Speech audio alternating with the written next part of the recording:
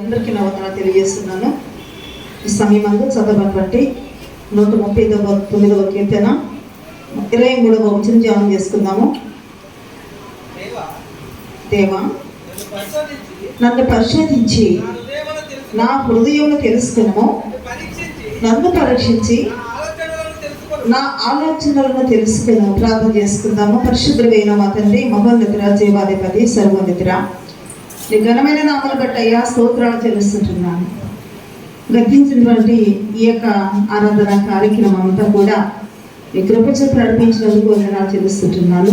వాక్యమైన దేవుడవు, మా ఎడల మీ చిత్తము ఏమి అన్నదో ఈరోజు బల్లారాధనకు వెళ్ళబోతున్నామయ్యా. దానికి ముందుగా అయా నీ వాక్యము ద్వారా మమ్మల్ని హెచ్చరించండి, మమ్మల్ని బలపరచండి. ఏ మాట ద్వారా మమ్మల్ని బలపరచబోతున్నారు, ఏ మాట ద్వారా మమ్మల్ని సరిచేయబోతున్నారు, ఏ మాట ద్వారా మమ్మల్ని దీవించబోతున్నారో ఆ మాటలు బయలుదేరుచున్నప్పుడు అది వ్యర్థము కానేరుకుంటూ సహాయం చేయండి. ఇక్కడ ఉన్నటువంటి ప్రతి గలిబిలిని వచ్చే దురాత్మ సమూహమును శక్తి కలిగిన యేసు నామములో లయపరచండి. మమ్మల్ని స్వాధీనపరచుకుని అడుగుచున్నాము నా తండ్రి. నా తలంపులను, ఆలోచనలను, నా సొంత మాటలు మీ నామములో మరుగుపరచండి. నన్ను పూర్తిగా మరుగుపరచండి అయ్యా. మీ యొక్క ప్రత్యక్షతను మాకు అనుగ్రహం చేయండి. మీ దర్శన వాగ్దానం నాకు దయచేయండి. వాక్యము ద్వారా మమ్మల్ని దర్శించండి. వాక్యము ద్వారా మీ యొక్క ప్రత్యక్షతను అనుగ్రహం చేయాలని అడుగుతున్నాను తండ్రి. మీ స్తోత్రాలు.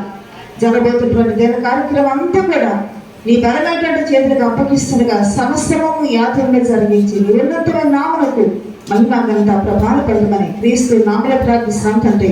ఆమేన్. దేవుని యొక్క వాక్యానికి వెళ్ళిన ప్రియులారా, మనము దేవుని యొక్క సన్నిధిలోని ఎందుకు వచ్చాము? ఎందుకు వచ్చాము? మనము దేవుని ఆరాధిస్తానికి, దేవుని యొక్క చిత్తాన్ని మనం తెలుసుకోవటానికి, ఆయన వాక్యాన్ని మనం వినడానికి వచ్చాం. ఆడుకోవటానికి, సరదాగా ఇక్కడ ఎంజాయ్ చేయడానికి కాదు. ఇక్కడ చాలా వెలిపిలు చేస్తున్నారు. పిల్లల్ని డ్రాయిడ్ పెట్టి లాగటం, ముద్దులాడటం.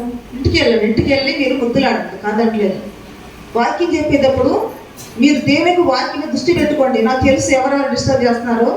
ఈసారి కల్లా చూసారంటే మేము పేరు పెట్టి పిలుస్తాం, సందేహమే లేదు. అది ఎవరంటారో మీకు తెలుసు ఆల్రెడీ. కాబట్టి దేవుని యొక్క మన దేవుని యొక్క మందిరానికి వచ్చినప్పుడు మన ప్రవర్తన గురించి ఏం చేయాలంటే మనము జాగ్రత్తగా చూసుకోవాలంట. ఇదో మనం టైంపాస్కి రాలేదండి. దేవుని యొక్క ఆత్మ సంచరించేటువంటి ప్రదేశం ఇది. దేవుడు తన యొక్క వాక్యం ద్వారా ప్రత్యక్షపరుచుకుంటుంటే స్థలం ఇది. కాబట్టి ఎంజాయ్ చేస్తాను కొన్ని రాలేదు. స్పందనకు ఏముండాలి చెప్పండి? ప్రతిస్పందన ఉండాలి. దేవుని యొక్క వాక్యము మనకి మన స్పందిస్తున్నప్పుడు దానికి మనం ఏం చేయాలి చెప్పండి? ప్రతిస్పందించాలి. ప్రతిస్పందన అనేది ఏంటి? దాని యొక్క వాక్యానికి మనము ఎదురుగా దాని యొక్క విధానాన్ని అర్థం చేసుకుని స్పందించడం, సమాధానం చెప్పటం అనేది ఆలోచించండి. ఎందుకంటే గద్దింపులు ఎలా ఉంటాయంటే కొంచెం కష్టతరంగానే ఉండొచ్చు. కానీ దేవుని ఆశీర్వాదం పొందుకోవాలంటే తప్పనిసరిగా ఆయన యొక్క క్రమాన్ని పాటించాల్సిన అవసరత మన అంతా కలిగి ఉండాలి. హల్లెలూయా. కాబట్టి దేవునికి వాక్యాలకు వెళ్ళే ముందు పోయిన వారం విన్న వాక్యాలు ఒకసారి మనం గుర్తు చేసుకుందాం. యాత్రికునికి దేవుడు ఇచ్చినటువంటి కాల పరిమితి గురించి మనం ధ్యానం చేసుకున్నాం ప్రియులారా. హల్లెలూయా. అందుకని దేవుడు మనకు కొంత ఆయుష్ని ఇచ్చారు. ఆయుష్ని ఏం చేయాలి? మనము ఎంతకాలము దేవుడు మనకు అనుగ్రహించేస్తున్నారో దానిని ఏదో ఒకరోజు మనం ముగించిపోయే సమయంలో దేవునికి మనం ఏం చేయాలట? లెక్క చెప్పాలట. హల్లెలూయా. వ్యర్థ దినములుగా మనం సంచరించకూడదు. అది వాక్యానికి వెళ్దాం. ఈ దిన వాక్యం మనం చూస్తున్నట్లయితే బల్లారాధన కనుక బల్లారాధనకు ముందుగా దేవుని యొక్క వాక్యం చేత మనం హెచ్చరించబడతాం ప్రియులారా. ఎందుకంటే దేవుని యొక్క సన్నిధిలో మనము విరవబడుతున్న శరీరాన్ని, ఎత్తబడుతున్న పాత్రను మనం స్వీకరించబోతున్నాము అంటే మనము దాని విలువలను తెలుసుకోవాలి. దాని విలువలను తెలుసుకుని మనం దాన్ని ఆచరించడం అనేది చాలా ముఖ్యమైనటువంటి పని. అందుకనే ఇక్కడ 23వ వచనంలో చదవండి ఒకసారి. దేవా, నన్ను పరిశోధించి నా హృదయమును తెలుసుకును, నన్ను పరీక్షించి నా ఆలోచనలను తెలుసుకున్నాము. హల్లెలూయా. ఇక్కడ ఈ మాట చాలా సార్లు మనము ధ్యానం చేసుకున్నాం.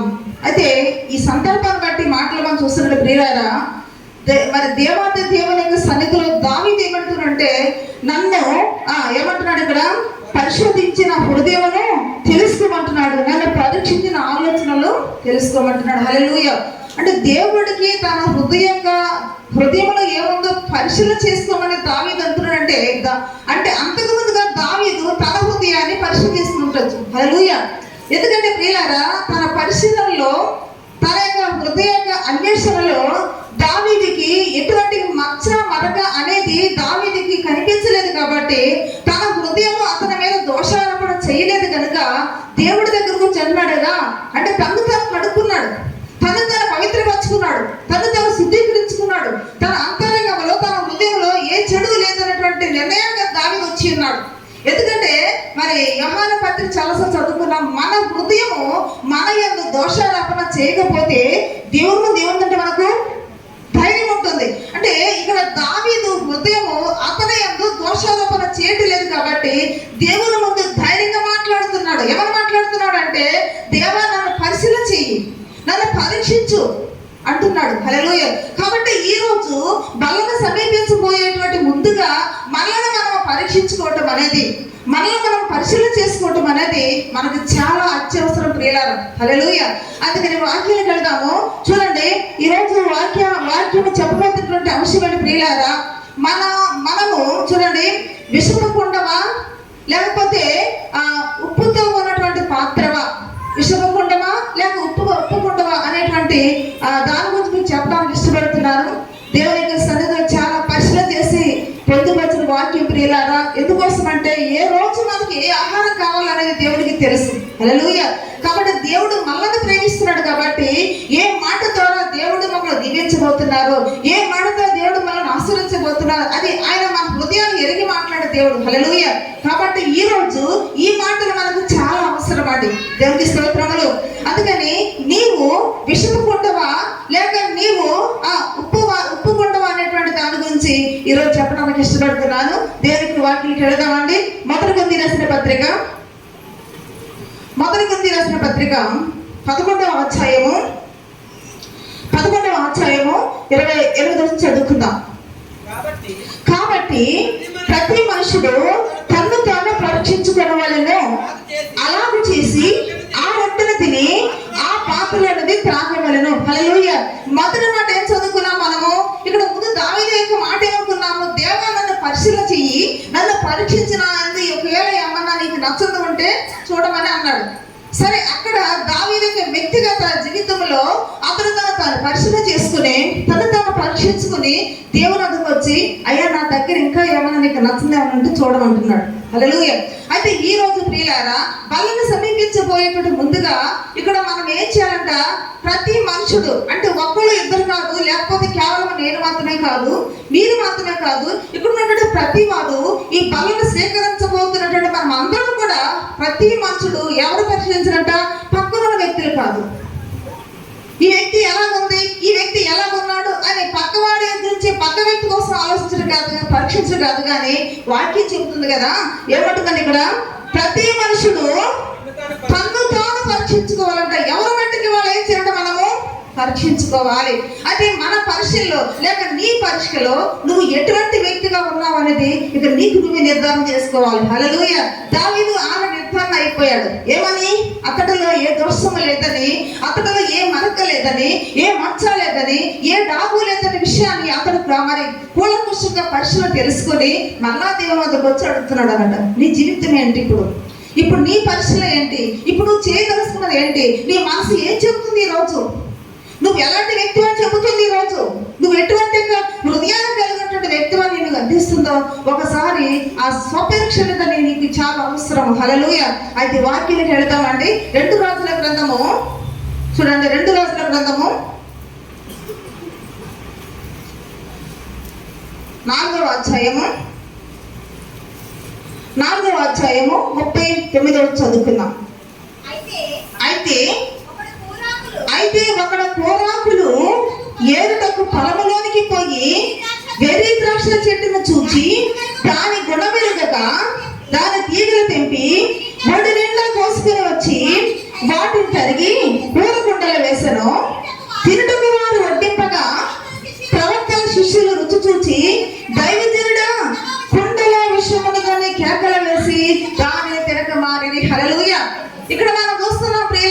మరి ఎలీషా గారి యొక్క శిష్యులైనటువంటి వారు ఇక్కడ వారు తినడానికి ఆహారం వండుకోవడానికి ఏం చేశారంట, అడవిలోకి వెళ్ళారు.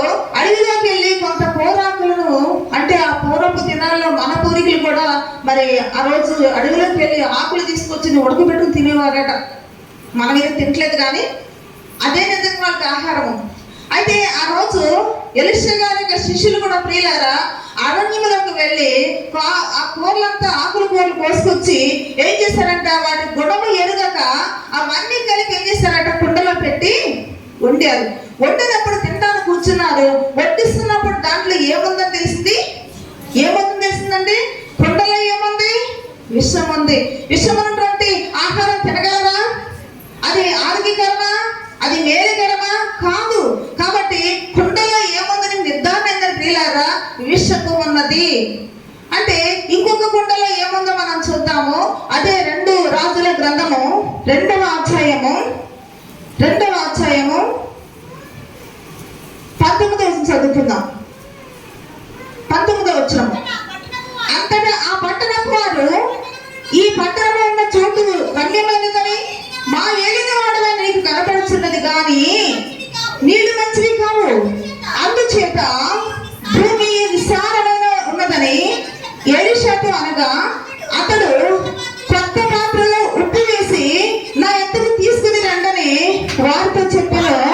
వారు దాన్ని తీసుకుని రాగా అతడు ఆ నీటి ఓట ఎద్దకు పోయి అందులో ఉప్పు వేసి, యెహోవా సెలవిచ్చుదేమనగా ఈ నీటిని నేను బాగు చేసి ఉన్నాను కనుక. హల్లెలూయా. ప్రియులారా, ఇక్కడ 2వ పాత్ర మనం చూసాము. ఏమిటంటది? ఉప్పు వేసినటువంటి, ఉప్పుతో ఉన్నటువంటి కుండ, ఉప్పుతో ఉన్నటువంటి పాత్ర. ఒక రకం చెప్పుకోవాలంటే అది కూడా కుండ అయి ఉండొచ్చు, ఎందుకంటే ఆ రోజుల్లో కుండలే వారు పాత్రలుగా వాడేవారు కాబట్టి. ప్రియులారా, ఏది ఏమన్నా కూడా 2 పాత్రలు మనం చూసాము, 2 కుండలు చూసాము. ముందుగా విన్న వాక్యాన్ని ఒకసారి మనం దృష్టిలో పెట్టుకుందాం ప్రియులారా. ఏమిటి? దావీదు ఏమన్నాడు? నా ఎందుకు ఒకవేళ ఆయాసకరంగా ఏమన్నా ఉన్నట్లయితే నన్ను పరీక్షించు, నన్ను పరిశీలించమన్నటువంటి దావీదు మాట చూసాము. బలను సమీపించబోతుంటే మనం అందరూ కూడా ఏమి చేయాలని పౌలు గారు రాశారు కొరింథీ పత్రికలోని. ప్రతి వాడు కూడా తన్ను తాను పరీక్షించుకోవాలట. పరీక్షలో నీవు నేను ఎటువంటి వారం అన్న విషయాన్ని చాలా స్పష్టంగా మనం తెలుస్తుందన్నట. ఇప్పుడు దానికి మనం చూసాము 2 కుండలు మనం చూసాము. 2 కుండలు ఒకటే కానీ దాంట్లో మన పదార్థాలు వేరుగా ఉన్నాయి. హల్లెలూయా. కాబట్టి మనుషులు మనం అందరూ ఒకటిగా ఉన్నాము కానీ ప్రియులారా, మన అంతరంగాలు, మన హృదయాలు, మన తలంపులు మాత్రం వేరుగా ఉన్నాయి అంటానికి ఎటువంటి సందేహం కూడా లేదు. పాత్ర మాత్రం ఒక విధంగానే చేయబడినటువంటి పాత్ర. అయితే ఒక కుండలో ఏం చూసాము? మనము విషము చూసాము. వేరొక కుండలో చూసాము తాగలేనటువంటి నీటిని కూడా శుభ్రంగా చేసేటువంటి ఒక మరి ఆ ఉప్పు గల పాత్ర మనం చూసాం ప్రియులారా. కాబట్టి మరి ఈ 2లోని ఏ కుండవు నీవు అనేటువంటి పరిశీలన చేసుకుంటే మనకు చాలా అవసరం ప్రియులారా. నీ హృదయం ఏంటంటే, నీ జీవితం ఏంటంటే కుండలో ఏముండాలో తెలుసా? విషమున్నదేమో ఈ రోజు దేవుడికి నచ్చనటువంటి జీవితాన్ని, దేవుడికి నచ్చనటువంటి పాపాన్ని, దేవుడు సహించలేనటువంటి జీవితాన్ని ఈ రోజు నువ్వు కలిగి ఉంటే విషము కుండతో సమానం అంటానికి ఎటువంటి సందేహం లేదు. హల్లెలూయా. అయితే వాక్యం చూద్దాం చూడండి, ఇర్మియా గ్రంథము. అయితే మన దేవుడు ఏమై ఉన్నారు, మనము ఏమై ఉన్న మాటలు మనం చదువుకుని వాక్యాన్ని పెడదాం ఇంకా ముందుకి. చూడండి, ఇర్మియా రాసిన గ్రంథము 18వ అధ్యాయము మొదటి రోజు చూడండి, మొదటి చదవండి. యెహోవా యొద్ద నుండి ఇర్మియాకు ప్రత్యక్షమైనటువంటి వాక్కు, నీవు లేచి కుమ్మరి ఇంటికి పొమ్ము, అక్కడ నా మాటలు నీకు తెలియచెప్పును. నేను కుమ్మరి ఇంటికి వెళ్ళగా వాడు తన సారి మీద పని చేయుచుండెను. కుమ్మరి జిగటి మంటతో చేయించిన కుండ వాని చేతిలో విడిపోగా ఆ జిగటమన్ను మరలా తీసుకుని కుమ్మరి తనకు యుక్తమైనట్లుగా దానితో మరి ఒక కుండ చేశాను. హల్లెలూయా. దీనిని బట్టి మనకు ఏమర్థమవుతుందంటే ప్రియులారా, దేవుడు ఒక కుమ్మరి. ఎవరండి? మన దేవుడు పరమ కుమ్మరి. మనమందరం కూడా ఆయన చేతితో చేయబడినటువంటి కుండలము. హల్లెలూయా. మనం ఎవరు చెప్పండి ఇప్పుడు? కుండలము. అంటే కుండ ఇడిపోతే మళ్ళా దానికి ఆయన ఇష్టమైనటువంటి చేయగలిగినట్టు కుమ్మరి చేతిలో ఉంది. ఏ పనైనా సరే, ఒకవేళ ఏదైనా సరే ప్రియులారా, మన జీవితంలో ఈ రోజు మానవ జీవితాలు అన్ని కూడా కూడా దేవుని చేత చేయబడినటువంటి పరమ కుమ్మరి చేత చేయబడినటువంటి కుండలమై ఉన్నాము. హల్లెలూయా. అందుకని ప్రియులారా, ఈ కుండలోని మనం 2 ఉదాహరణలు చూసాం కదా. ముందుగానే ఒక కుండలో ఏముంది, ఇంకో కుండలో ఏముంది, ఉప్పు ఉంది. దేవుడు ఏ విధంగా ఉండాలని మనం చేస్తున్నారు? విషమకుండగా ఉండాలని దేవునికి ఉద్దేశం కాదు. దేవుని యొక్క సృష్టిలో నీవు ఒక భాగమై ఉన్నావు. దేవుని యొక్క ప్రణాళికలు ఉన్నావు. నీవు పనికి వచ్చే పాత్రగా ఉండాలి. నీవు దేవునికి ఉపయోగపడిన పాత్రగా ఉండాలి. నువ్వు తిరిగి దేవుని యొక్క సన్నిధి ప్రవేశించే పాత్రగా ఉండాలన్నటువంటి విషయాన్ని దేవుడు కోరుచున్నారు. హల్లెలూయా. అయితే ఇక్కడ మనము ఇర్మియా గ్రంథంలో మనకి ఏమర్థమైందంటే, ఆ యొక్క విషపు కుండ ఎవరో కాదు మనమే, ఉప్పు కుండ ఎవరో కాదు మనమే, కుమ్మరి ఎవరో కాదు మన ప్రభుత్వంటి దేవుడే. హల్లెలూయా. అందుకని ఇక్కడ కుండను ఏమంటారు తెలుసా అండి? ఘటము అంటారు. కుండను ఏమంటారు? ఘటము అంటారు. కాబట్టి ఇక్కడ చూడండి, మొదటి తెస్సలోనికీయులకు రాసిన పత్రిక 4వ అధ్యాయము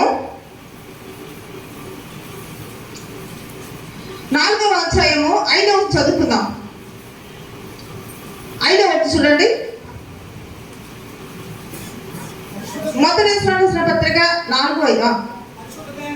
పరిశుద్ధత యందును ఘనత యందును తన ఘటమును ఎట్లు కాపాడుకొనవలెనో అది ఎరిగి ఉండుటే దేవుని చిత్తము. హల్లెలూయా. దేవుని చిత్తం ఏమిటండి? మన శరీరం అనే కుండల విషయంలో, లేక మన జీవితం అనే కుండల విషయంలో దేవుని యొక్క చిత్తము ఏమిటంటే, ప్రతి వారు దేవుని యొక్క సన్నిధిలో తన పరిశుద్ధతను ఏం చేయాలంట? కాపాడుకోవాలంట. చూడండి, వాక్యం ఉంటుంది కదా. ఏం చెప్తాడు వాక్యము? జనులు కామాభిలాషి యందు కాక పరిశుద్ధత యందు, ఈ లోక సంబంధమైనటువంటి ఆ కామ వికార శాస్త్ర యందు నీవు దృష్టి పెట్టుకున్నట్టు కాదు. ఈ లోక పాపపు విషయాల్లో నువ్వు ఆలోచన కలిగి ఉన్నట్టు కాదు, వాటి మీద శ్రద్ధ కలిగి ఉన్నట్టు కాదు. కానీ దేవుని యొక్క సన్నిధిలో ఒక కుండగా ఒక చేయబడినటువంటి నీవు ప్రియులారా, నీ ఎడల దేవుని యొక్క ఉద్దేశం ఏంటంటే, ఆయన అంటున్నారు కదా, చూడండి, పరిశుద్ధత యందును, దేని యందంట? పరిశుద్ధత యందు తన ఘటాన్ని కాపాడుకోవాలట.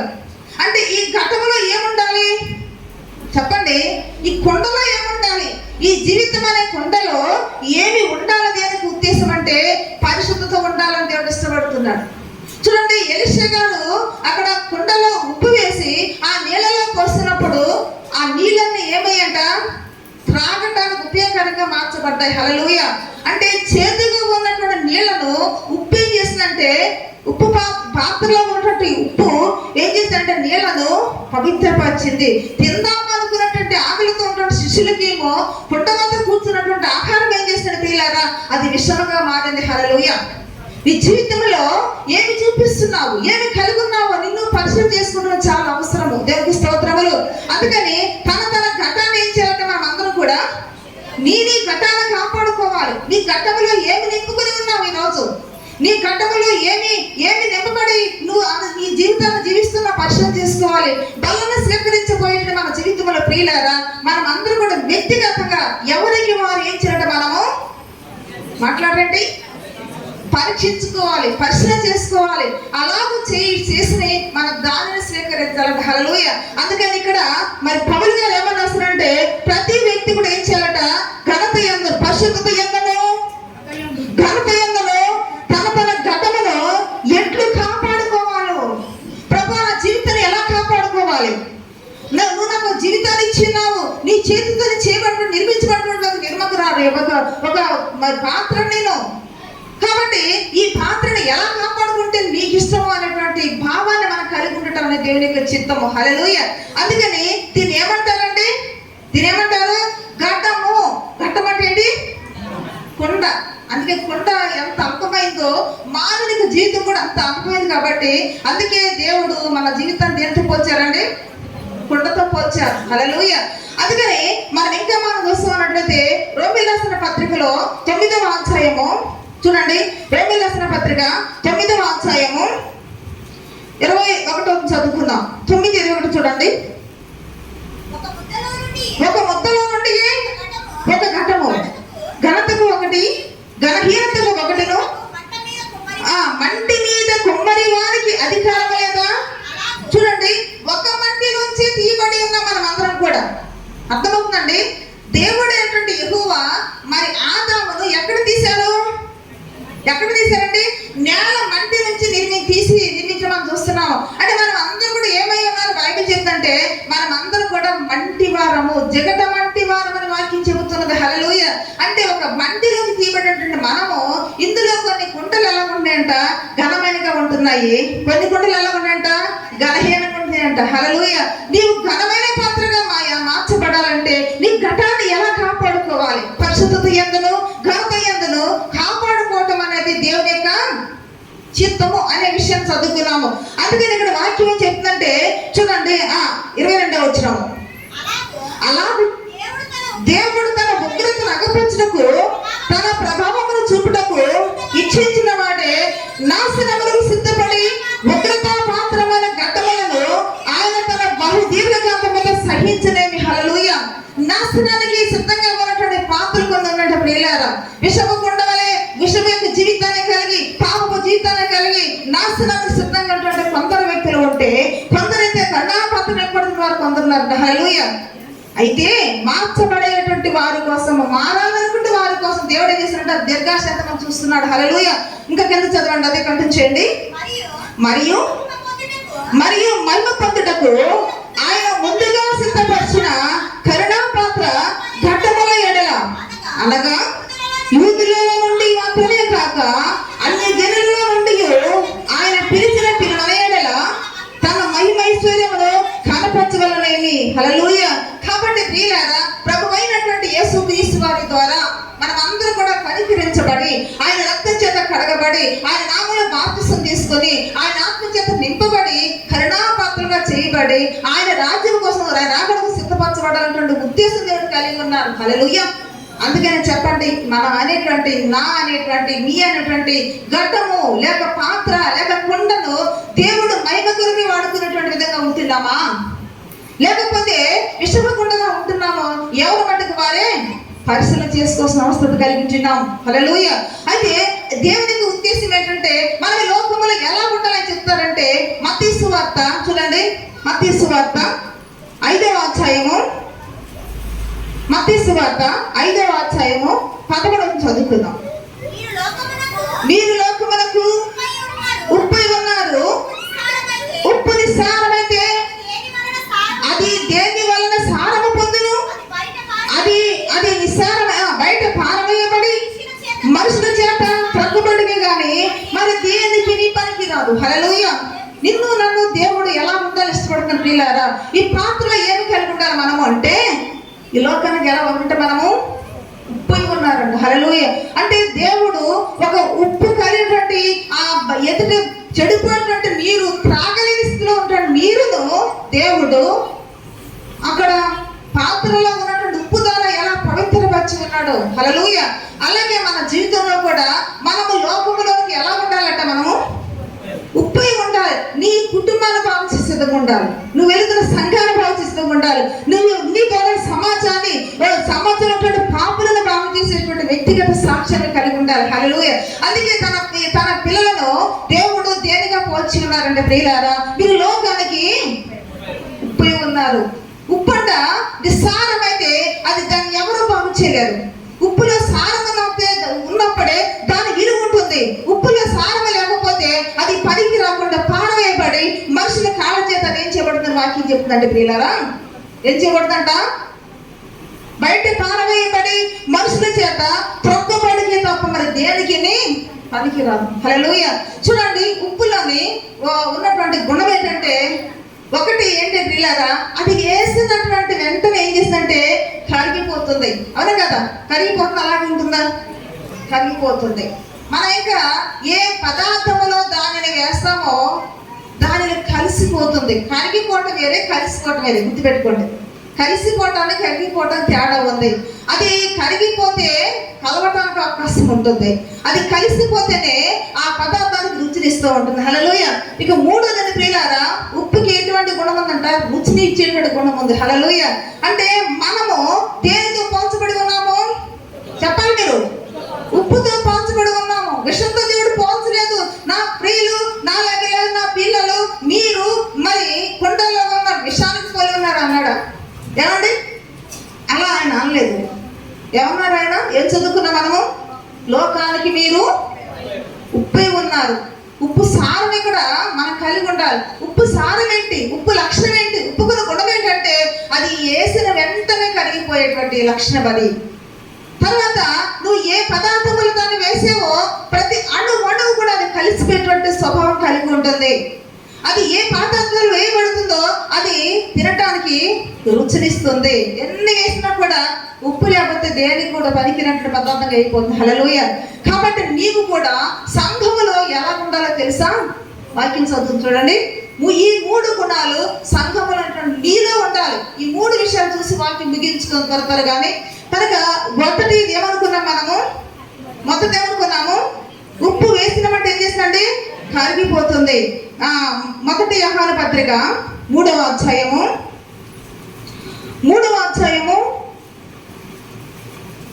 16వ వచనం చూడండి. ఆయన మన నిమిత్తము తన ప్రాణము పెట్టిన గనుక దీని వలన ప్రేమ ఎట్టిదని తెలుసుకొంచున్నాము. మనము కూడా సహోదరుల నిమిత్తము మన ప్రాణమును పెట్టబద్దులే ఉన్నాము.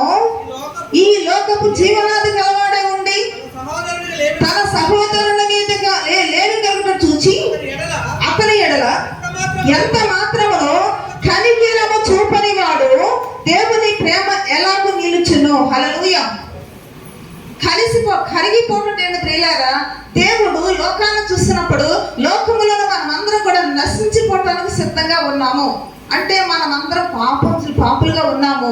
పాపం చేసిన వాడు ఎక్కడికి వెళ్ళిపోతాడు? మరణించిన తర్వాత నరకానికి పోతాడు. అందుకనే దేవుడే తన ప్రేమ, తన కనికరము, తన యొక్క వాత్సల్యతను బట్టి ఈ భూమి మీద మన కోసం దిగి వచ్చి మనిషి రూపం ఎత్తి మన కోసం ప్రాణములు పెట్టి రక్తము కాచి మన కొరకు గొప్ప రక్షణ మార్గం ఏర్పాటు చేశారు. దీనిలో ఏముందంటే దేవునికి కనికరం ఉన్నది. హల్లెలూయ. ఆయన కనికరం లేకపోతే, ఆయన ప్రేమ లేకపోతే ఈ రోజు మనం అందరం కూర్చుని ఉండేవారమా? అంటే ఇప్పుడు కరిగిపోయేటువంటి స్వభావం అంటే తెలుసా? కనికరం చూపుట అంటే ఎదుటివారు బాధల్లో ఉన్నప్పుడు, ఎదుటివారు కష్టాల్లో ఉన్నప్పుడు, ఎదుటివారు ఆపదలో ఉన్నప్పుడు జాలి చూపుట, వాత్సల్యత చూపుట, కనికరము చూపుట, ప్రేమ చూపుట అనేది కరిగిపోవుట. అందుకే దేవుడు ఏమంటున్నారంటే మీకు రాతి గుండెని తీసివేసి ఏమిస్తున్నారంటే మాంసపు గుండెని ఇస్తానన్నారు. అంటే రాతి గుండెకి ఎంత వేసినా దానికి చలనం ఉండదు. అది మెత్తగా ఉంటే కరిగిపోతుంది. నువ్వు మాంసపు గుండె ప్రభు యేసుక్రీస్తు వరకు మనసును కలిగి ఉంటే నువ్వు ఎదుటి వారు బాధలో ఉన్నప్పుడు కరిగిపోయినట్టు స్వభావానికి ఉంటుంది. లేకపోతే నీ ఇంటి వారినే నువ్వు బాధ పెడతావు, నీ భార్యనే బాధ పెడతావు, నీ భర్తనే బాధ పెడతావు, నీ బిడ్డలను బాధ పెడతావు, నీ తల్లిదండ్రులే బాధ పెడతావు. ఏమి లేకపోతే కరిగిపోయే స్వభావం ఉండాలని. హల్లెలూయ. అది ఎవరి మనసు? మన దేవుని మనసు. ఉప్పుకి ఎలాగైతే కరిగిపోయేటువంటి గుణం ఉందో, కరిగిపోయే స్వభావం ఉందో, నా ప్రియ సహోదరి సహోదరుడా, మన తండ్రి అంటే దేవుడు కనికరము కలివాడు కనుక కనికరము కలవారు ధన్యులు, వారు కనికరమును పొందుకుందరు. హల్లెలూయ. కరిగిపోవటం అంటే ఏమిటనుకుంటున్నారు మీరు? కరిగిపోవడం ఏంటి? కనికరము చూపాలి. ఎదుటి వారి మన యొక్క జాలి, మన యొక్క ప్రేమ, మన వాత్సల్యత అనేది వ్యక్తపరచాలి. ఎంతసేపు మనకి స్వార్థమేనండి చెప్పాలంటే, దేవుడికి ఆ స్వార్థం అంటే భూమి మీదకి రాసి వచ్చిందండి. వాడు ఎలా పోతే నాకెందుకు? మట్టివారు కాబట్టి నా చేతితో చేయబడిన పాత్రలు ఎలా పోతే నాకెందుకు అనుకుంటే దేవుడు ఈ భూమి మీదకి వచ్చి ప్రాణం పెట్టాల్సిన అవసరం ఉండేదంటారా? అంటే మన మీద ఏముంది? ఆయనకు ఏముంది? కనికరం ఉన్నది. హల్లెలూయ. కాబట్టి దేవుని పిల్లలంటే మనము ఉప్పు వలె ఉండాలని దేవుడు కోరుతున్నారు. కాబట్టి ఉప్పులో ఉన్నటువంటి రక్షణ అంటే తీలారా ఏమిటంటది? కరిగిపోతుంది. నువ్వు కరిగిపోతున్నావా లేదా? నువ్వు కరిగిపోయే స్వభావం ఉందా లేదా? మెత్తన స్వభావం ఉందా లేదా? నువ్వు పరిశీలన చేసుకోవాలి. అంటే చూడండి, ఇప్పుడు ఉప్పులో ఉన్నటువంటి గుణము దాంట్లో ఉంది కాబట్టి అందుకే దేవుడు మీ లోకానికి ఉప్పుగా ఉండాలి. అంటే ఇప్పుడు విషపు కుండలో ఏముంది? విషమే ఉంది. ఇక్కడ నీడును పాకు చేసిన కుండలో ఏముంది? ఉప్పు ఉంది. కాబట్టి ఉప్పు ఉంది కాబట్టి దాని లక్షణము, ఈ మొదటి లక్షణం ఉంది కాబట్టి వేసిన వెంటనే కరిగిపోయింది. కాబట్టి ఆ చేదుగా ఉన్న నీళ్ళంతా తీపైపోయినాయి. హల్లెలూయ. నువ్వు వెళుతున్న సంఘంలో కానీ, నువ్వు నివసిస్తున్న కుటుంబంలో కానీ, నువ్వు సమాజంలో కానీ కరిగిపోయేటువంటి స్వభావానికి ఉంటే తప్పనిసరిగా నీ ద్వారా కొందరు దేవుని చూస్తారు తెలుసా. హల్లెలూయా. దేవుని వద్దకు వస్తున్నావు, కఠిన హృదయం కలిగి ఉంటున్నావేమో. దేవుని వద్దకు వస్తున్నావు, రాతి మనసు కలిగి ఉంటున్నావేమో. అయితే నీలో విషమతని అంటే సందేహం లేదు. హల్లెలూయా. అందుకని ఇక్కడ మనం చూస్తున్నట్లయితే 18 చూడండి ఒకసారి. చిన్న పిల్లలారా మాటతోనూ నాలుగుతోనూ కాకంట. ఏమిటంట? మన భక్తి ఇది. మాటతో తండ్రిని స్తోత్రాలు, తండ్రి నీకు వందనాలు ఎంతన్నా చూపిస్తాము, ఎంతన్నా వేషం చేస్తాం ప్రియులారా. కానీ మనము దేవుని పిల్ల, మనము దేనితో చూపాలి చదవండి. మాటతో కాక క్రియతోనూ సత్యముతోనూ ప్రేమించాలట. హల్లెలూయా. ఎంతో ప్రేమించాలట? క్రియలతో ప్రేమించాలి. అంటే దేవాది దేవుడు కూడా తన కనికిరము, తన వాత్సల్యత, తన ప్రేమ ప్రాణము పెట్టి చెప్పాలి, మీరు వ్యక్తపరిచారు, చూపించారు. మనం ఏం చేస్తున్నాము? చక్కగా వింటున్నాము. ఇంటికి వెళ్ళిన తర్వాత మన బుద్ధులు మనమే, మన వేషాలు మనమే, మన మాటలు మనమే, మన యొక్క క్రియలు మనమే. క్రియలారా అంటే నీలో ఉప్పు కూడా లేదనే కదా. ఉప్పులాగా కలవటం లేదంటే నీలో రాతి గుండె ఉన్నది. హల్లెలూయా. ఇందుకోసం నీకోసం ప్రాణం కట్టలేదు. రాతి గుండె కలిగి ఎన్ని వారాలు, ఎన్ని నెలలు, ఎన్ని సంవత్సరాలు మరి బల్లలో స్వీకరిస్తే సుఖం ఏంటండి? అందుకే మనం కరిగిపోవాలి. ప్రభు నా కోసం ప్రాణం పెట్టావు, ఏమి నా కోసం రక్తం కాచు, కనీసం కొంచెమన్నా ఒక చిన్న పాత్రగా నేను వాడబడతాను, నేను ఉపయోగంగా ఉంటాను అనేటువంటి భావన కలిగి ఉంటేనే అది ఉప్పు గుణం. హల్లెలూయా.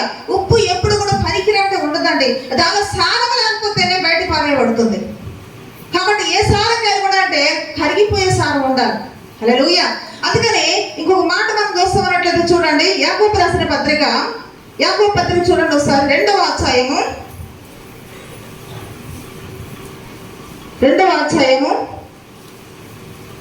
11వ చూడండి. 13వ వచనం. కనికరము చూపనివాడు కనికరము లేని తీర్పు పొందును, కనికరము తీర్పుకు మించి అతిశయపడను. హల్లెలూయా. ఒక మాట మనం ధ్యానం చేసుకోండి ప్రియులారా. కనికరము ఏమిటంట? చూపనివాడు. కనికరము లేకపోతే, నీలో కరిగిపోయే మనసు లేకపోతే, నీలో ఎదుటి వారు చూసి జాలిపడే మనసు నీకు లేకపోతే, మన దేవుని యొక్క మనసు నీకు లేకపోతే అదే తీర్పు పొందుకుంటావు. జాగ్రత్త. హల్లెలూయా. ఈరోజు అనుకుంటున్నావేమో, నా ఇష్టము, నా తలంపు, నా జీవితము, నా ఇష్టానుసారంగా మాట్లాడతాను, నా ఇష్టానుసారంగా ప్రవర్తిస్తాను అనేటువంటి నీవు ఆ లోకంలో బ్రతుకుతున్నావేమో. దానికి తగిన తీర్పు నీకు వస్తుందన్న విషయానికి ఎటువంటి సందేహం కూడా లేదు. అందుకని ఏమని రాస్తుందంటే ఇక్కడ యాకోబు చూడండి, కనికరము చూపకపోతే కనికరము లేని తీర్పు నీకు వస్తుందంట. అందుకే కనికరమ కలిగిన వారు ధన్యులు, వారి కనికరింపబడుతున్నారు. ఎవరు చెప్పారు? మత్తయి సువార్త 5లో చెప్పబడుతున్న మాట తినవసరం లేదు. కానీ కాబట్టి మనము ఉప్పు వలె ఎటువంటి స్వభావం కలిగి ఉండాలి? కరిగిపోయే స్వభావాన్ని కలిగి ఉండాలి. కొన్న దాంట్లో ప్రపంచానికైతే మనంతా కూడా ఏం చేయలేము. కానీ నీ పరిధిలో నీ అవసరం ఎవరికైతే ఉన్నదో ఆ అవసరంలో ఉన్నటువంటి వారి ఎడల కనికరం చెప్పేటువంటి మనస్తత్వాన్ని కలిగి ఉండాలి. కనీసం నీ కుటుంబం పట్లనే కలిగి ఉండాలి. ఏం కలిగి ఉంటామంటే ఏమిటో తెలియదు. విర్రవీగేతనము, అహంకారము, ఇగో అంతస్తూ ఉండదు ప్రియులారా ప్రతిదానం కూడా. కాబట్టి చివరికి కన్న బిడ్డలు కూడా కనికరించినప్పుడు స్వభావం కలిగి తల్లి లేరంటారా? కన్న తల్లిదండ్రులు కూడా కనికరం చూపిన మా బిడ్డలు లేరంటారా ప్రియులారా? అందుకని ఈ రోజు నీకు ఈ మాట అవసరం కాబట్టి దేవుడు నీతో మాట్లాడుతున్నాడు. బల్లారాధన చేయబెట్టే ముందుగా నువ్వు కనికరించేటువంటి మనసు నీకు లేకపోతే నీకు వ్యర్థమవుతుందన్న విషయాన్ని తెలుసుకోవాలి. హల్లెలూయా. అందుకని ఇప్పుడు మొదటి యొక్క గుణాన్ని మనం చూసాము. ఉప్పులో ఏమిటనుకున్నాము? కరిగిపోయేటువంటిది. రెండోది ఏంటంటే ప్రియులారా, వేయబడినటువంటి పదార్థం అంతట్లో కూడా అది నలుమూలలంతా కూడా కలిసిపోతుందట. కలిసిపోయే స్వభావం ఉంటుంది ప్రియులారా. వేసిన దగ్గరే ఉండదు. అది ఉప్పు వేసిన దగ్గరే ఉంటుందా? అంత కలిసిపోతుంది. ఒక విశ్వాసం ఎలా ఉండాలంటే ప్రియులారా, కలిసిపోవాలి. సంఘములో కలిసిపోవాలి, కుటుంబంలో కలిసిపోవాలి. మనకున్నటువంటి బుద్ధులు ఏంటంటే పాపంతో కలిసిపోతాం, సాధంతో కలిసిపోతాం, దుష్టజనంతో కలిసిపోతాము, చెడ్డ పనులు చేసే వారితో కలిసిపోతాం. ఇదేం తెప్పులో నాకు అర్థం కాదండి. హల్లెలూయా. దేవాతి దేవుని యొక్క మనసు అది కాదు. కానీ ఎఫెసీయులకు రాసిన పత్రిక చూద్దాం ఒకసారి. ఎఫెసీయులకు రాసిన పత్రిక 4వ అధ్యాయం చూడండి. ఎఫెసీయులకు రాసిన పత్రిక 4వ అధ్యాయము 1వ వచనం చూడండి ఒకసారి. కాబట్టి మీరు సమాధానమును బంధము చేత ఆత్మ కలిగించు ఐక్యమును కాపాడుకొనుట యందు శ్రద్ధ కలిగిన వారై. హల్లెలూయా. ఏముంటాడు మాకు చెప్పండి? కలిసిపోవడం అంటే ఏమిటది? ఐక్యత. ఏమంటారు దాన్ని? ఐక్యత అంటే అక్కడ ఉన్నటువంటి ప్రతి పదార్థాన్ని కూడా అది కలిపేసుకుంటుంది, కలిసిపోతుంది. కలిసిపోతేనే రుచి వస్తుంది. ప్రియులారా, నువ్వు సంఘములో కలిసిపోవాలి. ఏదో వచ్చానో వెళుతున్నానని కాదు, నామకార్థం వచ్చి వెళ్ళిపోతుంది కాదు. కొంతమంది ఇంట్లో వాళ్ళు కూడా కలవరండి, చర్చికి వస్తారు, సంఘములు కూడా కలవరు. అవునా కదా? మీరు చెప్పండి. అందుకే అలా కలవకపోతే ప్రియులారా, నీకు ఉప్పుసారం అనేది నీలో ఉండదన్న విషయాన్ని తెలుసుకోవాలి. హల్లెలూయా. సంఘములో ప్రతి ఒక్క వ్యక్తి నీవు పరిచయస్తులుగా ఉండాలి, పరిచయుడిగా ఉండాలి. అంటే సంఘములో కలిసిపోవాలి, నీ కుటుంబంలో కలిసిపోవాలి, అవసరం లేదు సమాజంలో ఒకసారి కూడా మంచి వాళ్ళు కలిసిపోవాలి. ఇది ఎవరి మనసు చెప్పండి? ఎవరి మనసు అండి? దేవుని మనసు. అందుకే దేవుడు చెప్పారు, మీరు లోకానికి ఉప్పు ఉండాలన్నారు. అందుకే సహోదరులు మనం చదువుకునే కీర్తనలు 133వ కీర్తనలు తీసిన అవసరం లేదు, కానీ సహోదరులు ఐక్యతగా నివసించుట ఎంత మేలు, ఎంత మనోహరము. అంటే ఒక వ్యక్తి సంఘములో కలిసిపోతే, సమాజంలో కలిసినట్టుంటే, లేకపోతే కుటుంబంలో కలిసిపోతే, దేవుళ్ళో కలిసిపోతే అక్కడ ఏముంటుందో తెలుసా? సమాధానం ఉంటుంది, ఆశీర్వాదం ఉంటుంది. ఎంతసేపు ఒంటరిగా ఉంటాను అనేటువంటి భావన మంచిది కాదు ప్రియులారా. హల్లెలూయా. అందుకనే దేవుడు ఏం చెప్పాడు? నరుడు ఒంటరిగా ఉండటం మంచిది కాదు. అంటే సాటి అంటే సహకారం ఉండాలండి, పక్కన పెట్టండి. ఒంటరితనం అనేది సంఘములో కూడా మంచిది కాదు. అందుకే మనమంతా దేవుని యొక్క సంఘములో ఏమన్నామంటే ఒక అవయవాలే ఉన్నాము. హల్లెలూయా. అవయవం శరీరంలో ఎలాగైతే ఒక్కొక్క అవయవం అతకబడి ఉంటుందో, సంఘములో ప్రతి విశ్వాసం కూడా ప్రియులారా, నీవు ఏ అవయవమో నీకు పనిచేసే విధంగా ఉండాలి. నీకు కూడా సంఘములో ఒక పాత్ర అనే విషయాన్ని మర్చిపోకూడదు. హల్లెలూయా. అందుకని ఇక్కడ మనం చదువుకున్న మాట మనం చూసిన ప్రియులారా, మనము ఈ యొక్క ఉప్పు వల్ల ఏం కలిగి ఉండాలంటే చదువుకున్నాం కదా. కాబట్టి మీరు సమాధానం అనే బంధము చేత ఆత్మ కలిగించి ఐక్యమును కాపాడుకుంటే ఏముండాలి? మనకు శ్రద్ధ ఉండాలంట ప్రియులారా. కనుక కొంతమంది కుటుంబంలో కూడా ఏదో కాబట్టి తప్పదు కాబట్టి ఇంట్లో ఉన్నాం కాబట్టి అని ఏదో మాట్లాడుకుంటాను కూడా ఇష్టపడినటువంటి కుటుంబాలు లేవంటారండి? లేవంటారా? తల్లులకి బిడ్డలకి సరిగ్గా మాట్లాడడం, అత్తలకి వాళ్ళకి సరిగ్గా మాట్లాడడం. కాబట్టి ఎందుకు నీవు కలవలేకపోతున్నావు అంటే నీలో ఏదో రాతి స్వభావం ఉన్నదన్న విషయాన్ని గమనించాలి ఈరోజు. కాబట్టి నీ మనసు మంచిదైతే పక్క వ్యక్తి నీ అత్తగారు మంచిది కాదనుకో, నువ్వు కలిసిపో. నీ కోడలు మంచిది కాదనుకో, నువ్వు కలిసిపో. నీ భర్త నీకు సరిగా స్పందించకపోతే నువ్వు కలిసిపో, తప్పేం లేదు. నీ పిల్లలు నీతో సరిగా మాట్లాడకుండా ఉంటే నువ్వు కూడా మూతిలో పెట్టుకుంటే అక్కడ సమాధానం ఉంటుందా? ఏముండాలండి? అక్కడ కలిసిపోవాలంతే. ఉప్పు ఎలాగైతే కలిసిపోతుందో, కలుపుకుంటుందో ప్రియులారా, అక్కడ ఉన్నటువంటి ప్రతి ఒక్క పదార్థాన్ని నలుమూలలు కూడా ప్రతి ఒక్క ఇంచు కూడా ఎలాగైతే కలిపేసుకుంటుందో, నీవు కూడా నిజమైనటువంటి దేవునికి బిడ్డవైతే, బల్లారాధన తీసుకున్నటువంటి యోగ్యతను కలిగిన వ్యక్తివైతే నువ్వు ఎవరితో సమాధానంగా ఉండలేకపోతున్నావో, ఇంతవరకు ఎవరికి సమాధానం లేకుండా జీవిస్తున్నావో, కుటుంబంలో సమాధానం లేకుండా ఉంటున్నావా, సంఘంతో సమాధానం లేకుండా ఉంటున్నావా, కలిసిపోవడానికి లేదా, ఐక్యత నీకు లేదా, అయితే నువ్వు ఈ రోజు ఆ యొక్క విధానాన్ని మార్చుకుని ఎక్కడ చేయబట్టాలి? మనము బలలో చేయబట్టాలి. హల్లెలూయా. ఎన్ని విషయాలు నేర్చుకున్నామండి? 2 విషయాలు. ఒకటి ఏమనుకున్నాము? విశ్వాసి సంఘములో ఏమోనంట కరిగిపోయి ఉండాలి. కష్టం వచ్చిన కష్టాల్లో, బాధల్లో, శ్రమల్లో ఉన్న వారిని చూసి కరిగిరం చూసి మనసునికి ఉండాలి. ఇది ఉప్పు యొక్క గుణము. ఇక రెండోది ఏమనుకున్నాము? సంఘములో కలిసిపోవాలి నువ్వు. హల్లెలూయా. కాబట్టి కలిసిపోతేనే నీకు ఆశీర్వాదం ఉంటుంది, కలిసిపోతే నీకు దీవెన ఉంటుంది. నాతో మాట్లాడినప్పుడు నేనంటే మాట్లాడుతానంటే నీకు వాళ్ళకి సమాధానం ఏమన్నా తేడా ఉంటుందండి? చెప్పాలి మీరు. ఇలాగ ఎవరైనా ఇక్కడ ఉన్నారేమో నాకు తెలియదు, కానీ ఆ వ్యక్తితోటి దేవుడు ఈరోజు మాట్లాడుతున్నాడు. హల్లెలూయా. కాబట్టి అయితే ఇక 3వ లక్ష్యం ఏంటి ప్రియులారా? 3వది ఏంటంటే ఉప్పు ఏమిస్తుంది? రుచినిస్తుంది. కాబట్టి ఒక విశ్వాసం ఎలా ఉండాలంటే కొలస్సీ రాసిన పత్రిక చూడండి. కొలస్సీ రాసిన పత్రిక 4వ అధ్యాయము 6వ వచనం చూడండి. ప్రతి మనుషునికి ఎలాగూ ప్రత్యుత్తరం ఇవ్వవలెనో అది మీరు తెలుసు తెలుసుకున్నట్టుగా మీ సంభాషణ ఉప్పు వేసినట్లు ఎల్లప్పుడూ రుచికరదిగాను కృపా సహితముగాను ఉండనీయుడి. హల్లెలూయా.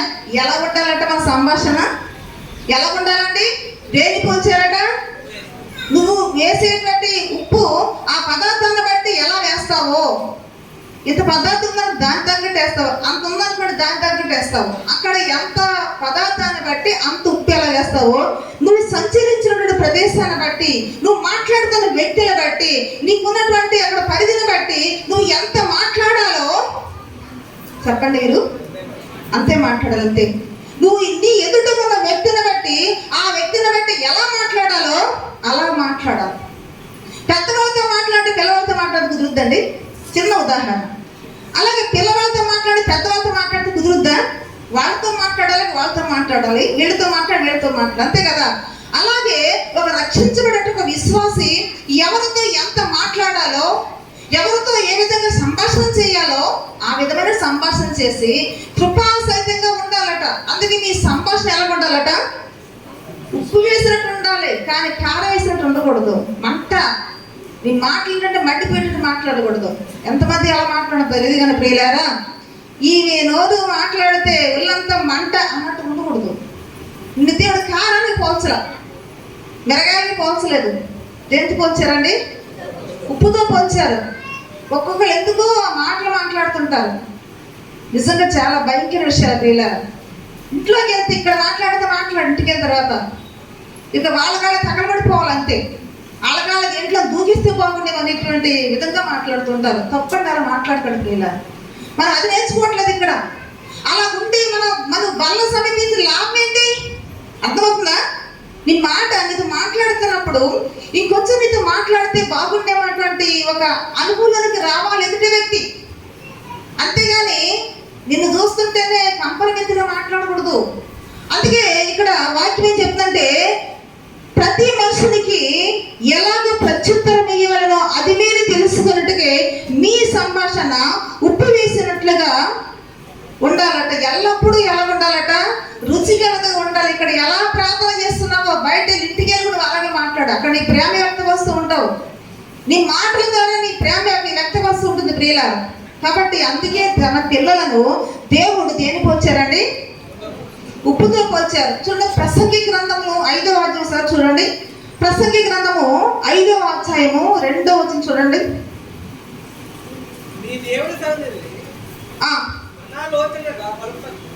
నీవు నీ దేవుని సన్నిధిని అనాలోచన పలుకుటకు నీ హృదయమును త్వరపడనీయక నీ నోటిని కాచుకోవాలట. హల్లెలూయా. ఏం కాసుకోవాలట? మనము ఇంటేసినప్పుడు ఎంత వేయాలంటే అంత పడేసి అనుకో, ఎక్కడ పెడతారు తీసుకెళ్తే చెప్పండి? టెంట మీద వేస్తారు. అప్పుడు ఏం చేస్తారంటే మనుషులు, మనం చదువుకునే కదండి, ప్రభు చెప్పిన మాటలు, కొత్తగా చెప్పిన మాటలు కదండి. అప్పుడు ఏం చేస్తారంటే మనుషులు దానిని కాళ్ళతో తొక్కుతారట. అదేమి పనికిరాదట. కాబట్టి నువ్వు ఎంత లిమిట్గా మాట్లాడాలో, ఎంత రుచిగా అంతగా మాట్లాడకపోతే, నీ హృదయాన్ని కాచుకోకపోతే, నీ నోటిని కాచుకోకపోతే నీ బుద్ధి ఎంత బయటపడుతుంటుంది ఒక్కోసారి తెలుసా? నీ సాక్షి పోతుంది అక్కడ. నీ ఇంట్లో వాళ్ళు నీ కోసం చెప్పకపోయినా నీ పక్క వాళ్ళు వింటారు తెలుసా? నీ పక్క వాళ్ళు సమాధానం తీసుకొస్తారు నీ మంచి బుద్ధిని. సమాజంలోంచి మళ్ళీ దేవుడి దగ్గరకు వస్తాయి ఆ యొక్క బుద్ధులన్నీ కూడా. అర్థమవుతా మీకు? మనం కప్పినట్టు ఉండదండి. దాకా తెలుసా? నీ మాట్లాడే మాటలు, ఇంటిలో మాట్లాడుకునే మాటలు, ఇంటిలో చర్చించుకునే చర్చలు, ఇంటిలో కొట్టి పెట్టుకునే గొడవలు, ఇంటిలో విసిరి వేసుకుంటే ఆ వస్తువులన్నీ కూడా పక్క వారికి వస్తారు. పక్క వారు చూసి ఇదిగో ఎలాగంట తెలుసా అని అంటే అలాగంట అని చెప్పేసి మొత్తం సమాధానం తీసుకొచ్చి తిరిగేసి మనకేసి మళ్ళీ ఎక్కడికి వస్తుంది. హల్లెలూయా. ఇక ప్రత్యేకంగా ఇంట్లో లేకపోతే నీకోసం చెప్పడానికి ఎక్కడికి, అది నీ సాక్ష్యం వీలరా. అందుకే ప్రతి వారు జాగ్రత్తగా ఉండాలండి. నీ సాక్ష్యాన్ని కాపాడుకో ముందు. నీ సాక్ష్యాన్ని కాపాడుకోవాలంటే నువ్వు ఏ గుండగా ఉంటున్నా పరిశీలన చేసుకోవాలి. హల్లెలూయా. అందుకే ఇక్కడ ఏమంటూ ఉన్నారంటే నీ హృదయమును త్వరపడనివ్వద్దు అంటున్నాడు. హృదయంలో తొందరపడను. అందుకే దావీదు ఏమన్నాడు చెప్పండి? దేవా, నా హృదయంలో నీకు ఆయాసకరమైనది ఏమన్నా ఉన్నదేమో అని నన్ను పరీక్షించు, నన్ను పరిశీలించమంటున్నాడు. అలా నువ్వు అనగలవా? నీకు అలాంటి ధైర్యం ఉందా నీకు? నువ్వు దేవుని వద్దకు వచ్చి ప్రభా నన్ను చూడు, ఏమన్నా ఉన్నదా నా దగ్గర ఏమీ లేదు లేదు, అనలేవు అనేటువంటి ఛాన్స్ నీకు లేదు. హల్లెలూయా. అందుకని ప్రియులారా చాలా చివరితనాలు ఉంటున్నాం మనము. అందుకే మీకు ఏం చెప్పారు, అందరికి ఏం చేయడం, మనము ప్రతిస్పందించాలి. అలాగే కనపట్ల నాకు ఇక్కడ అలా ఉన్నటువంటి మన సహోదరి వెళ్ళిపోయింది. ఎవరండి ఆవిడ? ఎస్తేర్ రాణి. ఇంకా అలాంటి వాళ్ళు ఎక్కడ కనపట్లే నాకు ఈరోజు. వాక్యం చెప్తుంటే కుమిలిపోయి తెలుసా, కుమిలి నలిగిపోతుండేది. ఒకసారి ఏడ్చేది. ప్రత్యేకంగా మళ్ళీ ఉండి నా దగ్గరకు వచ్చి ఆ వాక్యాన్ని చర్చించి అమ్మగారు కడుపు నిండిపోయినటువంటి ఈరోజు వాక్యం నాతోనే మాట్లాడినటువంటి భావం ఉండేది. ఇప్పుడు 21 ఇక్కడ కూడా మాట్లాడట్లేదు ఈరోజు. ఏమో నేను చెప్పుకుంటే వెళ్ళిపోతుంది. నీకు ఆ వాక్యాలు రుచిగా ఉండే నాకు తెలియదు, కానీ దేవుడికి తేలాలి. హల్లెలూయా. మీరు స్పందించడం లేదంటే ప్రతిస్పందించలేదు. నేను అనుకుంటున్నాను కానీ నేను చెప్పే మాటలు సరిగా లేవేమనుకుంటున్నాను ఒకసారి. ఎందుకంటే అడుగుతున్నప్పుడు మీరు రెస్పాండ్ అవ్వట్లేదు. ఎవరి నోట్లోంచి కూడా సాక్షి రాకపోతే నేను అనుకున్నా కదా సరైనటువంటి రుచిగలటువంటి ఆహారం వీళ్ళకి ఇవ్వలేకపోతున్నామో అని చెప్పేసి ఒక్కోసారి నేను అనిపిస్తుందండి. హల్లెలూయా. అందుకని మనం ఏం చేయాలంటే ప్రియులకు ఏంటంట, ఏం కాచుకోవాలట చూడండి, నీ హృదయం త్వరపడనీయక నీ నోటిని కాచుకునే ముందు. ఎక్కడున్నాడట ఆయన? ఆ దేవుడు ఆకాశం ముందు ఉన్నాడు, నీవు భూమి మీద ఉన్నావు. కావున నీ మాటలు కొద్దిగా ఉండాలంట. హల్లెలూయా. ఏమిటంట, నువ్వు మాట్లాడే ప్రతి మాట దేవుడికి తెలుసు. నువ్వు ఉప్పులా ఉంటున్నావో కారంలా ఉంటావో దేవుడికి తెలుసు. నువ్వు ఎంతవరకు జీవించాలో ఎలా జీవిస్తున్నావు కూడా దేవుడికి తెలుసు. నీకోసం ఎవరు దేవుడి దగ్గర ఎక్స్ప్లెయిన్ చేయడం అవసరం లేదు. ఇంకా ప్రభా నీకు తెలుసా ఇలాగని చెప్పి ఎవరు చెప్పక్కర్లా. అందుకే యేసు అందరి హృదయములను ఎరిగిన వాడు, మనుషులకు వచ్చి ఆయనకి ఎవరూ సాక్ష్యము చెప్పనక్కర్లేదు అని యోహాను సువార్తలో ఉంటుంది. హల్లెలూయా. కాబట్టి ప్రియులారా మన మాటలు ఎన్ని ఉండాలట, కావున నీ మాటలు కొద్దిగా ఉండాలన్నాడు. కొలసీ పత్రికలో ఏం చదువుకున్నావు, నీ సంభాషణ ఎలా ఉండాలట, ఉప్పు వేసినట్టు ఉండాలంట. హల్లెలూయా. అందుకని ప్రియులారా ఇప్పుడు ముందు చదివాం కదా, మొదటి కొరింథీయులకు రాసిన పత్రిక 11వ అధ్యాయం చూద్దాం. ఇంకొక 2 మాటలు చూసి వాక్యం ముగించేసుకుందాము. మొదటి కొరింథీయులకు రాసిన పత్రిక 11వ అధ్యాయము 28వ వచనం.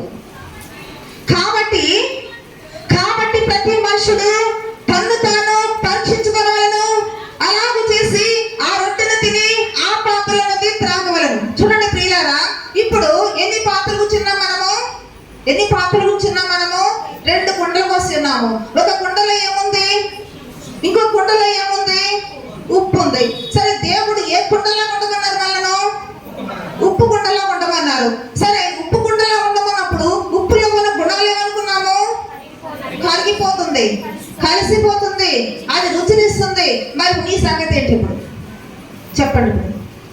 నువ్వు కరిగిపోయే మనసు కానీ కలిసిపోయే మనసు కానీ రుచికరమైన మాటలు మాట్లాడే అనుభవానికి లేకపోతే ఇక నువ్వు ఏ కుండ అనుకోవాలి, ఉప్పు కుండ పక్కన పెట్టలేదు, విషపు కుండ అంటే మనం నిల్వల విషయం అన్నట్టు. హల్లెలూయా. మరి అలాగుంటే బల్లారుని ఎలా సేకరిస్తామండి, అర్థమవుతుందా? విషపు కుండలో విషాన్ని పెట్టుకుని మనం బల్లలో ఎలా చేయించుతాము? అలాగే ఇప్పుడు నిర్లక్ష్యం చేసామనుకోండి, నేను ఇంతవరకు నేను విషాన్ని అంటున్నారు, విషపుకుంటారు అంటున్నారు, ఇక్కడ తీసుకొని పక్కన కూర్చుని ఏం పోగొట్టుకుంటాం తెలుసా? మనం 2 విషయాలు వాటిని ముగించేసుకున్నాం.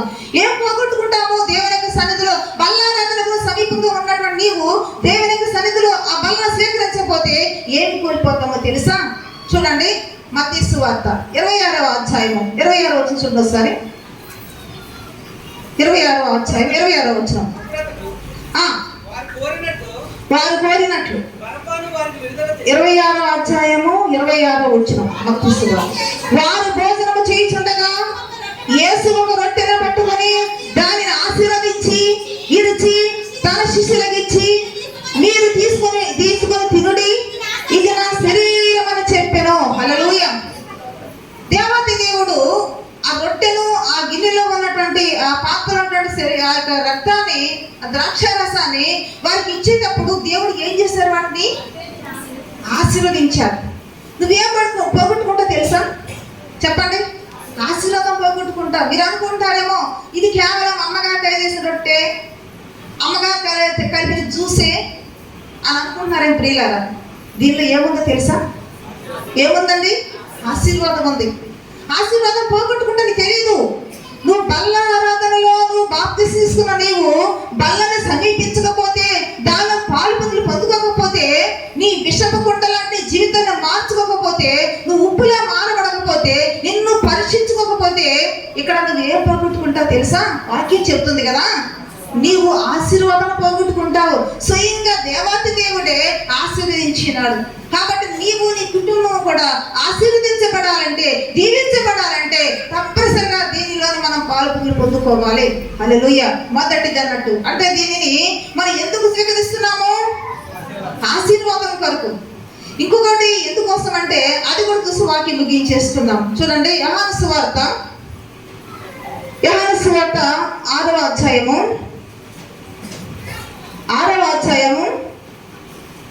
52వ వచనం చూడండి, 54వ వచనం చూడండి.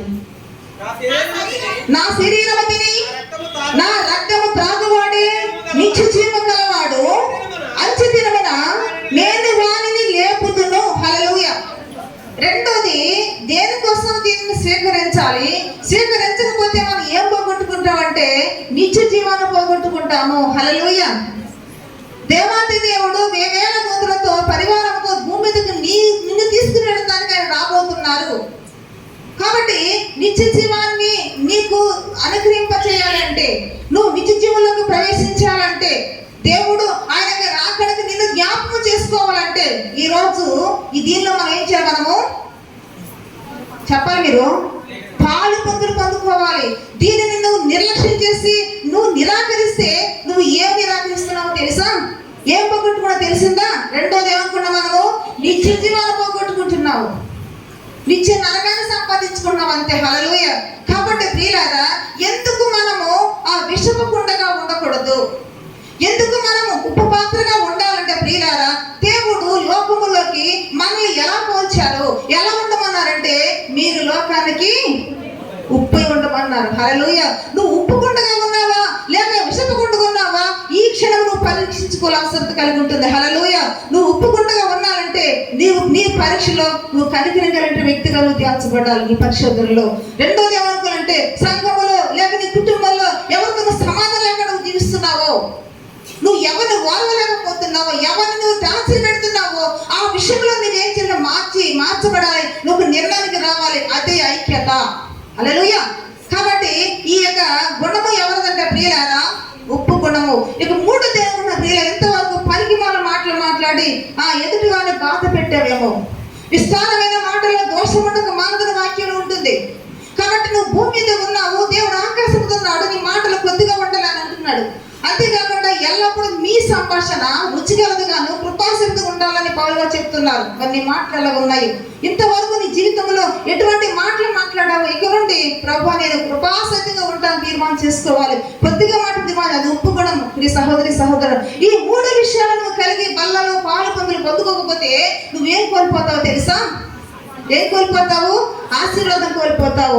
రెండోదిగా నిత్య జీవాన్ని కోల్పోతావు. ఈ రెండు మనకి లభించాలంటే ఈ రోజు మనం అందరూ కూడా మోకరించిన ప్రియులారా మళ్ళా మనము పరీక్షించుకోవాలి. ఎందుకోసం అంటే అలా ప్రతి మనిషి తను తాను పరీక్షించుకొని ఆ బలలో అనేది పాల్గొని పొందుకోమన్నారు. హల్లెలూయా.